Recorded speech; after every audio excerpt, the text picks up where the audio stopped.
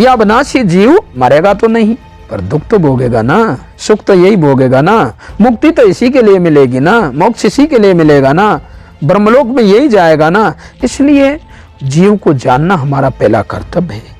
इस संसार का जो सबसे प्रथम सत्य की परिभाषा में जब हम चलेंगे तो पहली सीढ़ी में जब हम सत्य में प्रवेश करेंगे तो हमको जीव जानना होगा।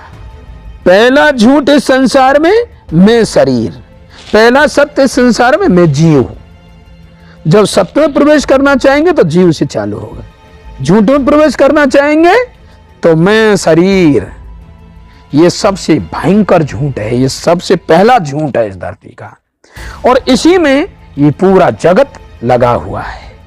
इसलिए और सद्गुरु की कृपा दृष्टि से जब तत्वज्ञान मिलता है तो उसमें जीव का दर्शन होता है, और जीव का दर्शन इस प्रकार से स्वाध्याय पद्धति से, सूक्ष्म दृष्टि से, सूक्ष्म विधान से, सूक्ष्म शरीर उसमें प्रत्यक्ष दिखाई देता है, शरीर और जीव दोनों।